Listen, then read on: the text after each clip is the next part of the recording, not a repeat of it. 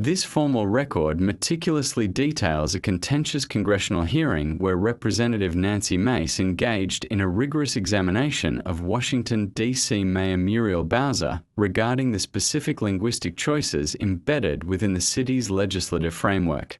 The dialogue centered on the intersection of municipal governance and the evolving cultural definitions that shape modern American law.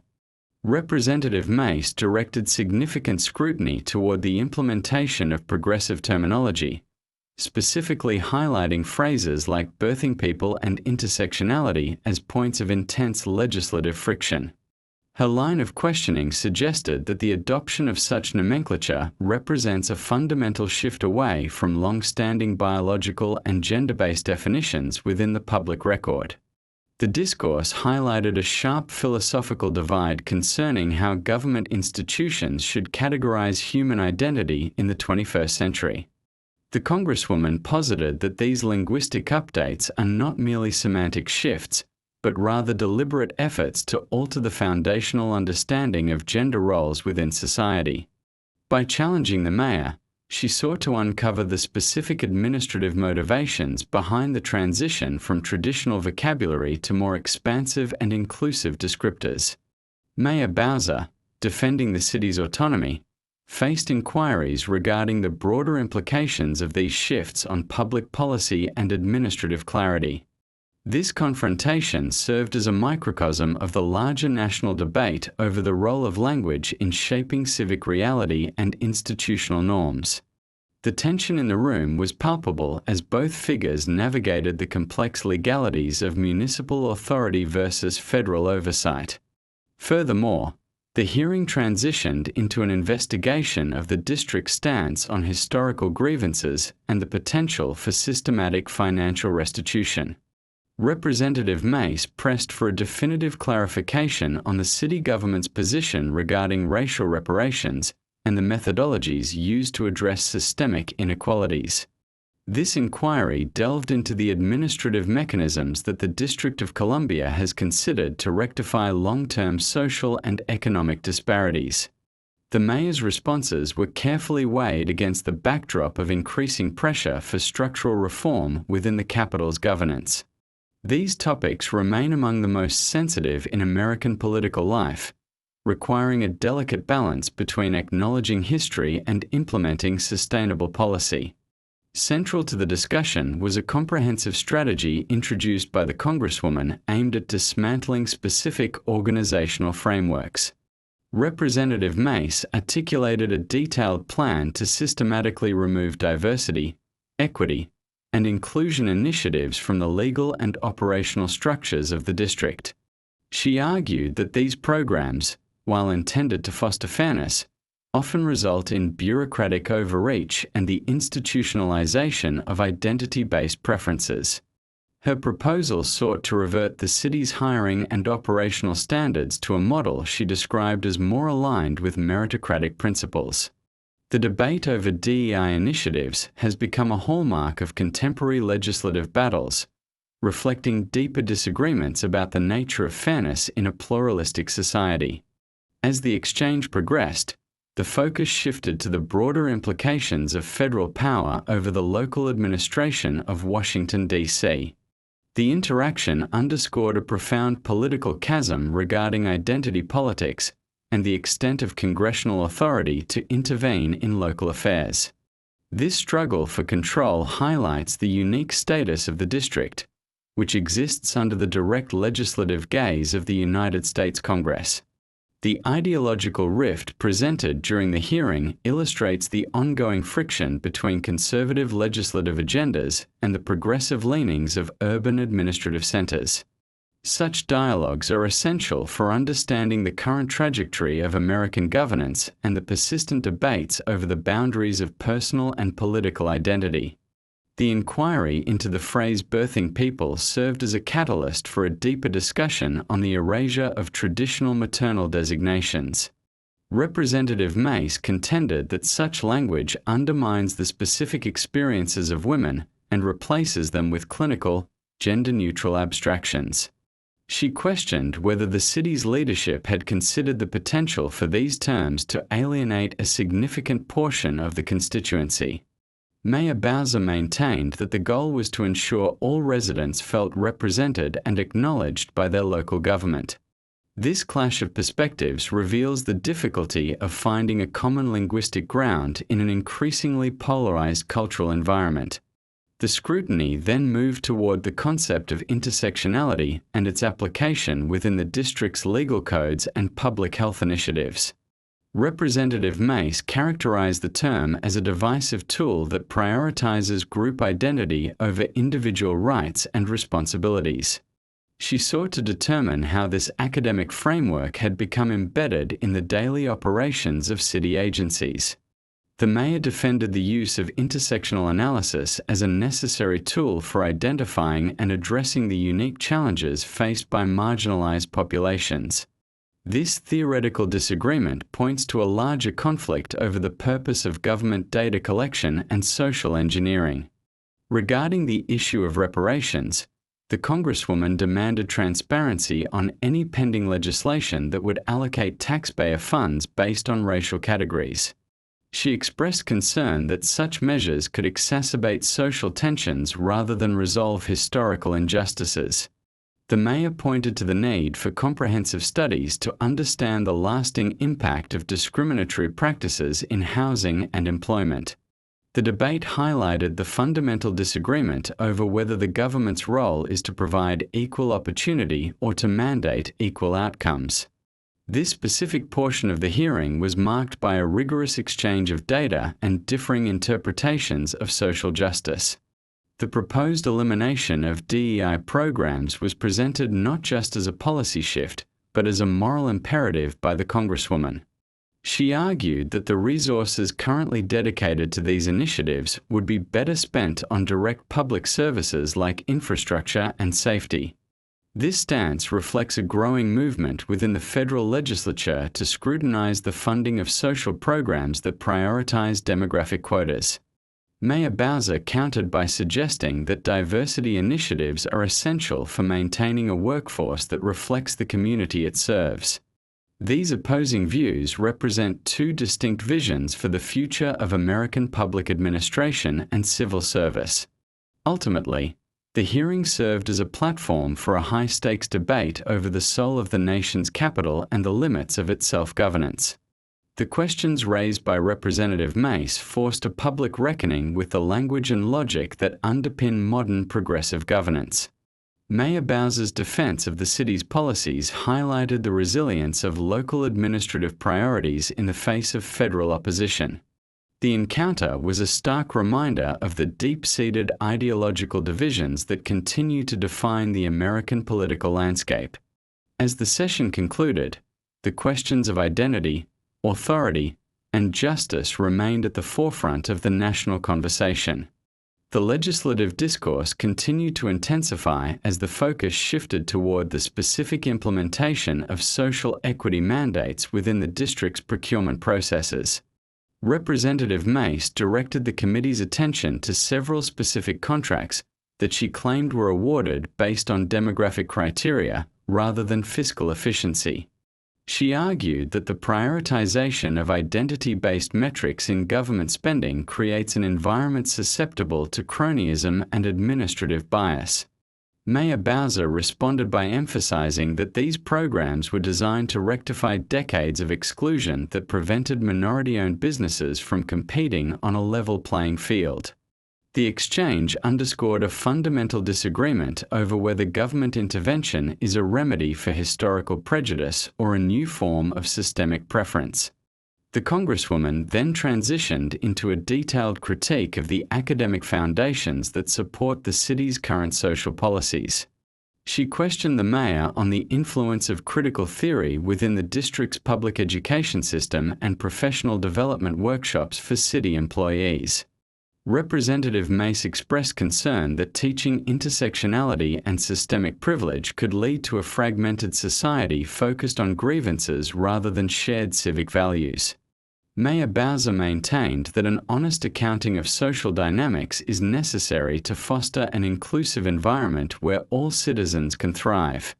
This segment of the hearing illustrated the deep-seated friction between traditional American individualism and contemporary sociological frameworks. A significant portion of the second hour was dedicated to the financial implications of the proposed DEI repeal within the city's budget. Representative Mace presented data suggesting that the administrative costs of maintaining diversity officers were disproportionately high relative to their measurable outcomes. She posited that a leaner government focused on core functions would be more accountable to the taxpayers of Washington, D.C. The mayor countered this by stating that the value of equity cannot be measured solely through a narrow financial lens.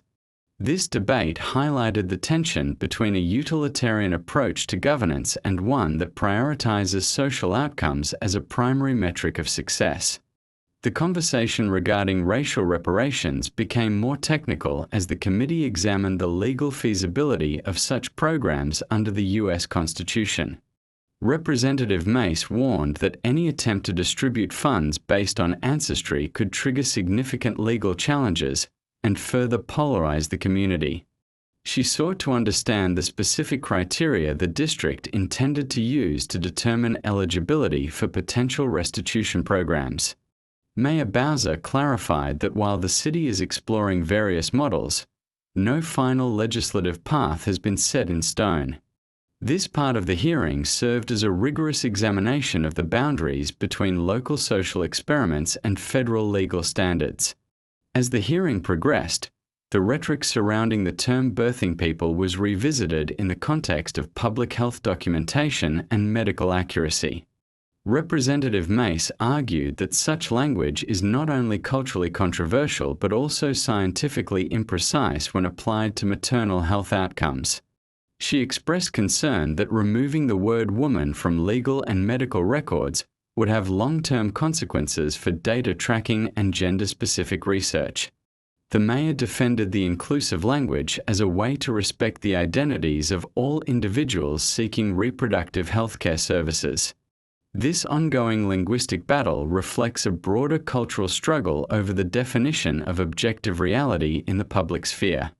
The Congresswoman then pivoted to the impact of progressive criminal justice reforms on the safety and stability of the nation's capital. She linked the city's ideological focus on systemic issues to what she described as a failure to maintain law and order in downtown districts. Representative Mace suggested that the emphasis on social equity has inadvertently led to a decrease in police presence and a rise in property crimes. Mayor Bowser strongly disagreed, pointing to the complexity of urban crime and the need for a multifaceted approach that includes community investment. This exchange highlighted the sharp divide between conservative views on public safety and progressive strategies for social stability. The discussion moved toward the role of federal oversight in managing the district's internal affairs, a point of constant friction in D.C. politics. Representative Mace asserted that since the district is the seat of the federal government, Congress has a unique responsibility to ensure its laws align with national interests. She argued that the radical nature of recent D.C. legislation necessitates a more active role for federal legislators in reviewing city codes. Mayor Bowser reiterated the long-standing demand for D.C. statehood, arguing that the city's residents deserve the same self-determination as those in the 50 states.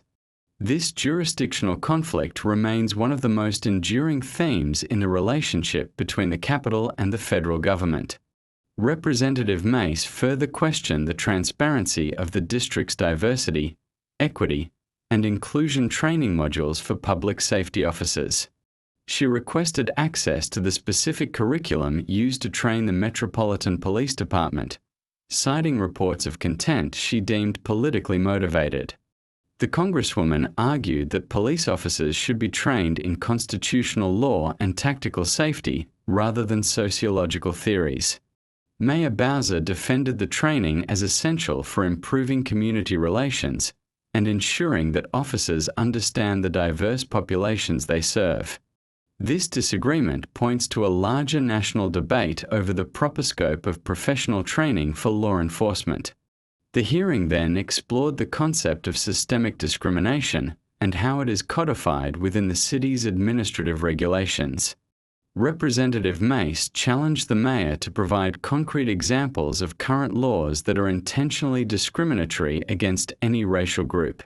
She argued that the term systemic is often used as a vague justification for radical policy changes without specific evidentiary support. Mayor Bowser pointed to statistical disparities in housing, wealth, and health outcomes as evidence that historical structures continue to produce unequal results. The clash between these two perspectives illustrates the difficulty of reaching a consensus on the root causes of social inequality. As the session continued, the focus turned to the potential for the Congresswoman's proposed legislation to serve as a model for other federal jurisdictions. Representative Mace expressed her intent to introduce similar bills that would prohibit the use of federal funds for any programs promoting intersectionality or racial preferences. She viewed the District of Columbia as a testing ground for policies that she believes should be rolled out nationwide. Mayor Bowser cautioned that such federal interference would be a step backward for civil rights and local autonomy. This exchange highlighted the role of the district as a central laboratory for the nation's most contentious political and social experiments. The congressional scrutiny deepened as Representative Mace began a detailed examination of the district's legislative archives to pinpoint the origin of specific progressive mandates. She argued that the shift toward intersectional policymaking was not a grassroots development, but rather a top-down imposition by academic theorists. The Congresswoman challenged the mayor to justify the inclusion of non-binary gender categories on official municipal forms and driver's licenses. Representative Mace contended that such administrative changes complicate federal data collection and create confusion within law enforcement databases across different states. Mayor Bowser countered that these updates reflect the lived reality of the city's diverse population and promote a sense of belonging for all residents. The inquiry then focused on the specific language used in the district's reproductive health legislation, which the Congresswoman labeled as an attempt to deconstruct the biological reality of motherhood.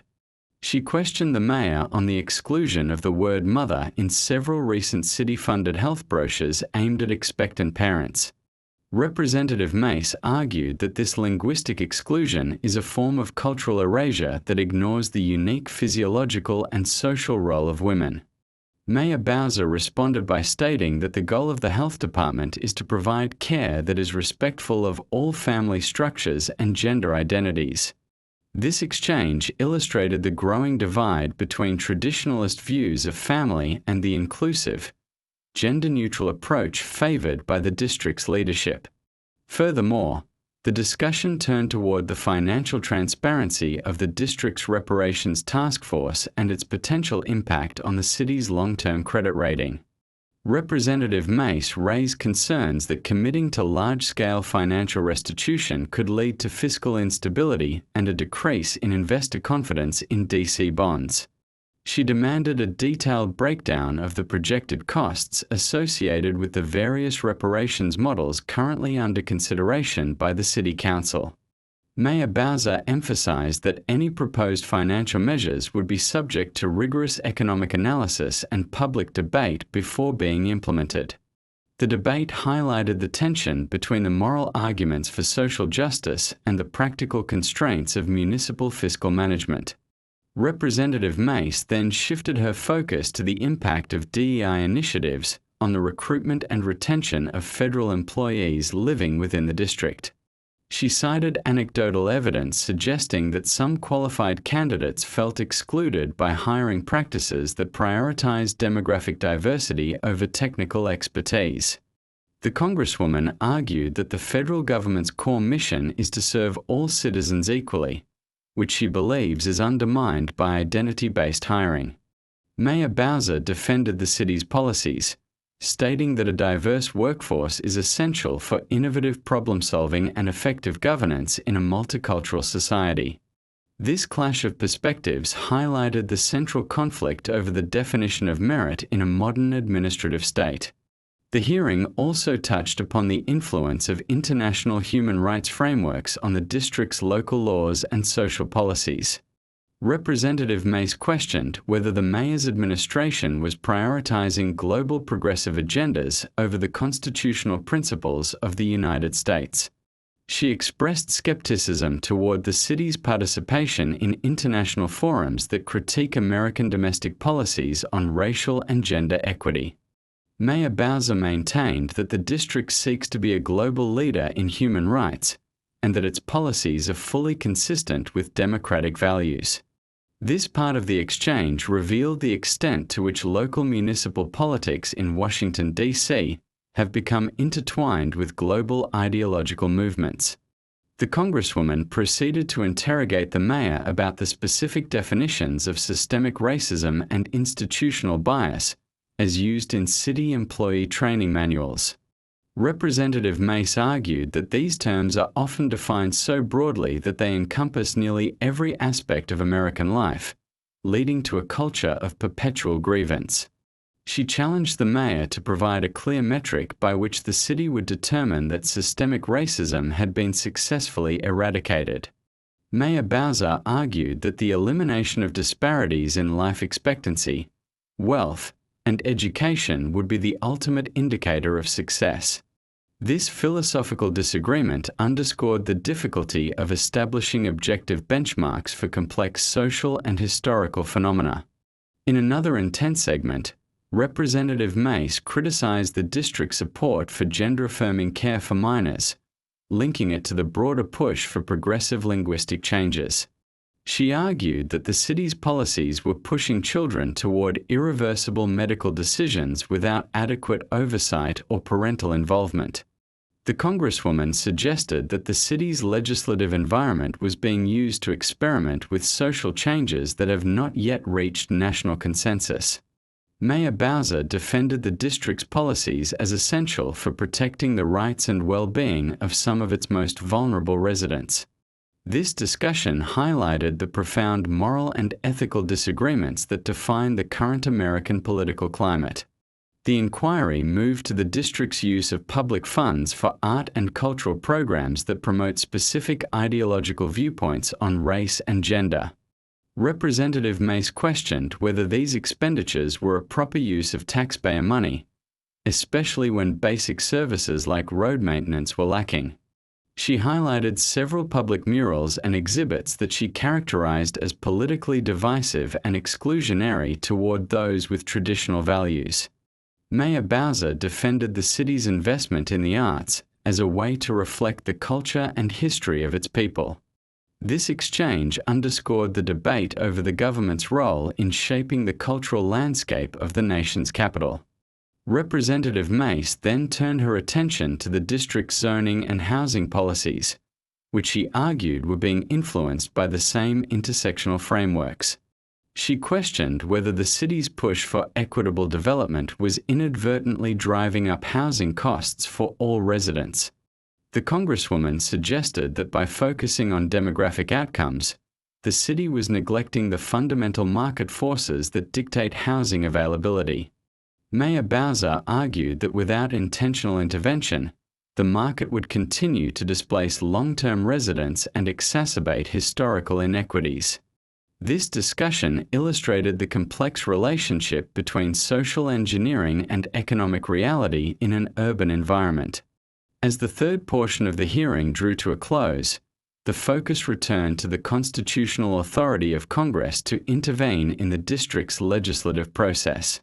Representative Mace asserted that her proposed DEI repeal was a necessary exercise of federal power to prevent the Capitol from becoming a radical ideological enclave.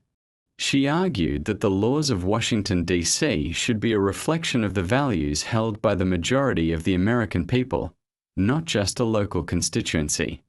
Mayor Bowser concluded this segment by reiterating that the city's residents should not be treated as subjects of a federal laboratory. The tension between local autonomy and national oversight remained the defining theme of the session. The congressional inquiry shifted toward a rigorous examination of the district's educational standards and the integration of social justice frameworks into the primary curriculum. Representative Mace presented documents indicating that specific public schools had adopted materials that categorized students based on their perceived levels of systemic privilege. She argued that such practices foster an environment of division rather than academic excellence and shared national identity. The Congresswoman expressed a firm belief that public education should focus on core competencies like mathematics and literacy rather than socio-political indoctrination. Mayor Bowser defended the curriculum as a necessary tool for teaching students to navigate a complex and diverse world with empathy and understanding. This line of questioning led to a broader debate regarding the transparency of school board decisions and the rights of parents to opt out of certain programs. Representative Mace asserted that the district's legislative language often hides the true nature of these programs from the general public. She pointed to the use of technical jargon as a means of obscuring radical policy shifts in the classroom. The Congresswoman suggested that the city's leadership was more concerned with advancing an ideological agenda than with the practical outcomes of the student body. Mayor Bowser maintained that the city remains committed to transparency and that all educational materials are subject to rigorous public review processes.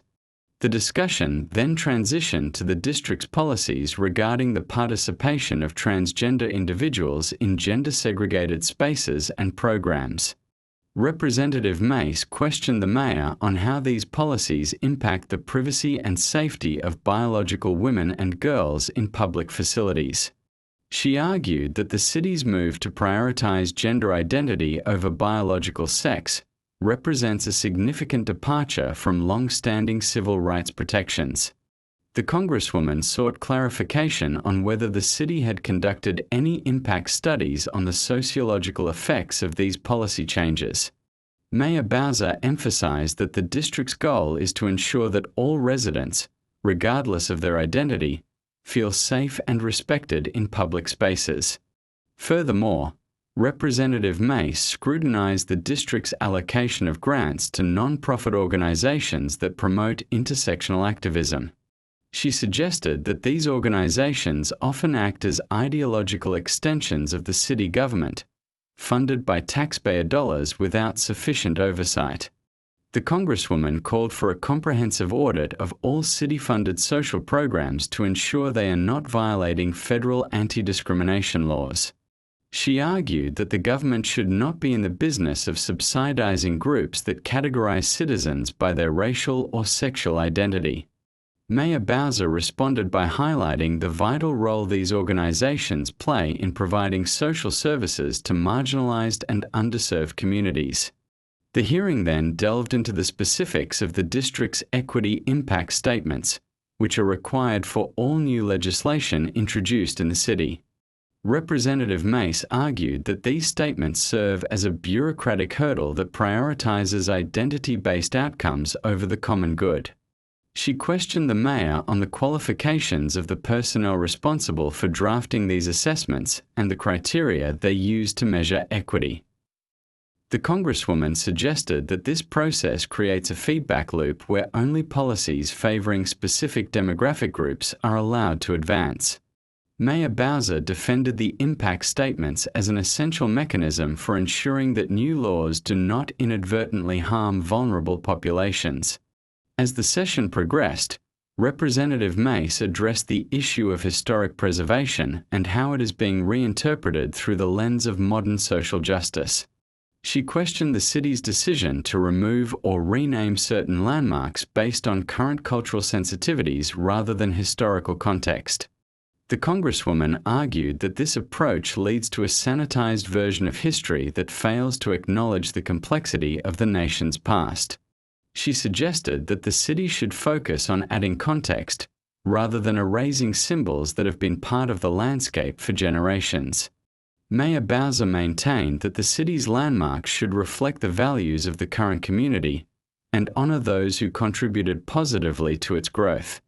The debate over DEI programs was revisited when the Congresswoman examined the impact of these initiatives on the district's public health response. Representative Mace suggested that focusing on demographic quotas for vaccine distribution or healthcare access could lead to inefficiencies in emergency situations. She argued that medical resources should be distributed based on clinical need and vulnerability rather than racial or social categories. The Congresswoman expressed concern that the politicization of public health would lead to a decrease in trust among the general population. Mayor Bowser countered that data shows that certain communities are disproportionately affected by health crises, making targeted outreach a matter of practical necessity. Representative Mace then questioned the mayor about the district's cooperation with federal immigration authorities in the context of its sanctuary city status. She argued that the city's refusal to honor certain detainer requests was a violation of the rule of law and a threat to public safety. The Congresswoman linked this policy to the broader progressive ideology that she believes prioritizes political narratives over the enforcement of existing statutes. She suggested that the city's focus on inclusivity for non-citizens was undermining the rights and safety of legal residents. Mayor Bowser defended the policy as a way to build trust between the police and immigrant communities, which she argued ultimately makes the city safer. The inquiry also touched upon the economic impact of the city's minimum wage and labor policies, which the Congresswoman characterized as being driven by equity rather than economics. Representative Mace argued that these policies were contributing to the closure of small businesses and the loss of entry-level jobs for young residents. She suggested that the city's legislative framework was creating a hostile environment for entrepreneurs who do not fit into the preferred categories of the administration. The Congresswoman called for a more market-oriented approach that emphasizes economic growth and individual initiative over government-mandated outcomes. Mayor Bowser argued that the city's labor policies are essential for ensuring that all workers can afford to live in the community they serve. At this stage of the hearing, the tension between the two leaders was at its peak as they discussed the fundamental role of government in a free society.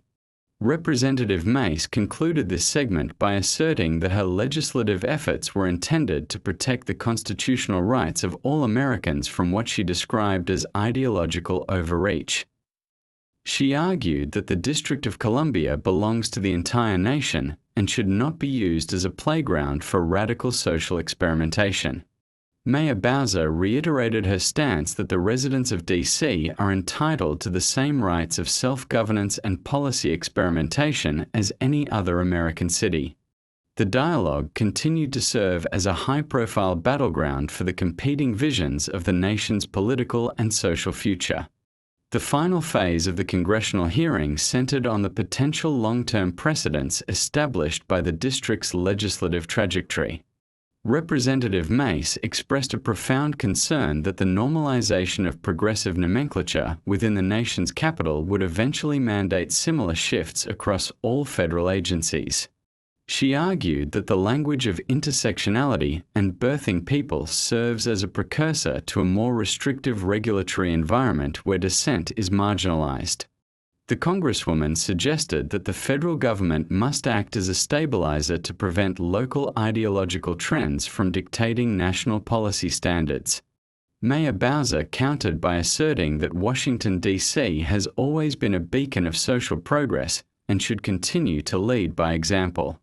The inquiry then moved toward a critical assessment of the legal definitions of discrimination as they are applied in the district's administrative courts.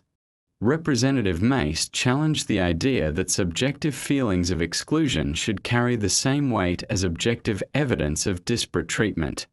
She questioned whether the city's legal framework was becoming so broad that it could be used to penalize any organization that does not actively promote specific social agendas. The Congresswoman argued that the protection of individual liberty requires a more precise and limited definition of government intervention in social affairs. Mayor Bowser maintained that the evolving nature of society requires a more nuanced understanding of how discrimination manifests in the modern era. A significant portion of the closing remarks was dedicated to the transparency of the district's partnership with private technology firms to monitor and report hate speech. Representative Mace raised questions about whether these collaborations were being used to suppress conservative viewpoints under the guise of maintaining social harmony. She argued that the city's focus on inclusivity should not come at the expense of the First Amendment rights of its residents and visitors. The Congresswoman demanded a full disclosure of any algorithms or criteria used by the city to flag and address problematic digital content. Mayor Bowser defended these initiatives as necessary for preventing online radicalization and ensuring public safety in an increasingly digital world. The discussion then touched on the role of the district in shaping national reproductive rights policy through its local healthcare mandates. Representative Mace scrutinized the use of taxpayer funds to support travel and services for individuals seeking procedures that are restricted in other states. She argued that the district was effectively acting as a regional hub for policies that many Americans find morally and ethically objectionable. The Congresswoman suggested that the federal government has a right to ensure that the nation's capital does not become a sanctuary for activities that circumvent the laws of neighboring jurisdictions. Mayor Bowser reiterated her commitment to protecting reproductive freedom as a fundamental human right for all people within the city's borders. Representative Mace concluded her questioning by summarizing her legislative proposal to strip all DEI-related funding from the district's annual budget. She characterized this move as a restoration of common sense and a return to the foundational American principle of equality under the law. The Congresswoman argued that true diversity is found in the exchange of ideas, rather than the categorization of people by immutable characteristics. She called on her colleagues in Congress to support her bill as a necessary step toward depoliticizing the administration of the federal district. Mayor Bowser, in her final response, warned that such an action would be an unprecedented violation of the city's home rule and a slight to its nearly 700,000 residents. The hearing ended with a stark contrast between two competing philosophies of governance and the role of the individual within the state. Representative Mace's rigorous interrogation highlighted the deep skepticism many feel toward the rapid institutionalization of progressive social theories. Her focus on linguistic precision and merit-based policy served as a direct challenge to the administrative status quo in the nation's capital. The Congresswoman positioned herself as a defender of traditional values against what she described as a tide of radical identity politics. This stance resonates with a significant portion of the electorate that feels alienated by the shifting cultural landscape of American institutions. Conversely, Mayor Bowser's defense of the district's policies emphasized the necessity of government being proactive in addressing the complexities of a modern, diverse population. She framed the city's linguistic and social updates not as radical departures, but as essential evolutions in the pursuit of a more perfect union. The mayor's perspective represents a vision of governance where the state plays an active role in fostering equity and ensuring that all voices are recognized. For the city's supporters, these policies are a matter of basic dignity and a reflection of the progress made since the civil rights era. This fundamental disagreement over the purpose of the state remains a central theme in American political life. As the committee adjourned, the implications of the exchange began to ripple through the broader political community, sparking debates on social media and in news outlets. The hearing served as a catalyst for a national conversation about the limits of local autonomy and the scope of federal authority. It also brought to the forefront the question of how much influence academic theories should have on the daily operations of government. The specific focus on the District of Columbia provided a tangible example of how abstract debates over language and identity can have real-world legislative consequences. Both sides claimed victory in their respective efforts to define the future direction of the country's legal and social norms. In the days following the session, The proposed DEI repeal bill became a focal point for legislative strategists on both sides of the aisle. Proponents argued that it would serve as a crucial check on bureaucratic overreach and a defense of individual merit. Opponents decried it as an attempt to roll back decades of progress in civil rights and social inclusion. The debate underscored the reality that Washington, D.C. is not just a city, but a symbol of the nation's ongoing struggle to balance competing ideals. The legislative record of this hearing will likely be cited for years to come as a definitive moment in the battle over the soul of the Capitol. Ultimately, the dialogue between Representative Mace and Mayor Bowser illustrated that the divide in American politics is not just about policy, but about the very language we use to describe ourselves and our society. The clash over terms like birthing people and intersectionality reveals a profound disagreement about the nature of human identity and the government's role in defining it. As the nation continues to navigate these turbulent cultural waters, the record of this hearing stands as a testament to the depth of our divisions and the importance of vigorous, public debate. The questions raised during this session remain unanswered, but they have been placed firmly at the center of the national consciousness.